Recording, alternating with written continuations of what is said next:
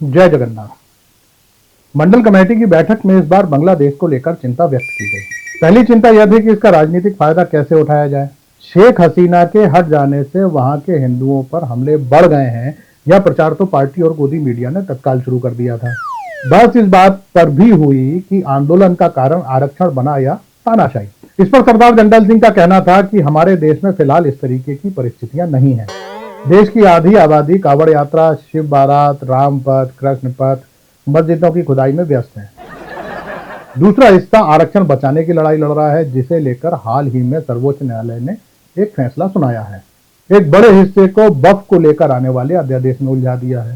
तानाशाही की तो हमें बात ही नहीं करनी है, वरना लोग हमारे तानाशाह की बात करने लगेंगे। हमें यह बताना है कि शेख हसीना साहेब की तरह विकास की मूर्ति थी, जो विरोधियों को रास नहीं आ रही थी। ठाकुर अजगर सिंह पता नहीं किस मिनट में बैठे थे, बोले, लोग कहते हैं साहब जिसके गले लगते हैं उसके काम लग जाते हैं। श्रीलंका और बांग्लादेश वालों को तो देश छोड़कर भागना पड़ा। शेख हसीना तो शपथ ग्रहण में ही मिलकर गई थी। इस पर सरदार जी का कहना था, देखिए हम पार्टी के अनुशासित सिपाही हैं, हमें इस तरीके की बातों से बचना चाहिए। बैठक में तय किया गया कि जब आंदोलनकारियों को देशद्रोही कहने से काम नहीं चलेगा। उन्हें तो शेख हसीना भी देशद्रोही कहती थी। उन्हें रोकने के लिए दूसरे तरीके तलाशने होंगे। सबसे पहले तो घसीटा-मल की चाय की दुकान पर ही बुलडोजर चलाना पड़ेगा, जो आजकल पढ़े लिखे लोगों का अड्डा बन गया है। प्रभु अपने नए कृषि मंत्री शिवराज सिंह ने दिग्विजय सिंह को सही जवाब दिया कि उनके हाथ भी किसानों के खून से रंगे हैं। शिवराज सिंह की पुलिस 6 किसानों को मार पाई तो दिग्विजय सिंह की पुलिस ने 23 किसानों को मारा। खट्टर साहब की पुलिस तो आंदोलन कर रहे केवल एक किसान को ही मार पाई। ये दाग अच्छे हैं कि तर्ज पर संसद में चर्चा हो रही है। सवाल है किसका खून ज्यादा लाल है। 23 किसान मारने वाले को 6 किसान मारने वाले से यह कहने का अधिकार नहीं है कि उसके हाथों पर लगा खून ज्यादा लाल है। यूं तो एक टेनी भी है जिन्हें अपने हाथ रंगने के लिए पुलिस की जरूरत ही नहीं पड़ी, उनके बेटे ने यह काम कर दिया। कल्लू कसाई का सवाल था कि जो 800 किसान आंदोलन करते हुए शहीद हुए, उनका खून किसके सर आएगा। इस पर लच्छू सेठ का कहना था, पहलवान किसान अपनी मर्जी से आंदोलन कर रहा था।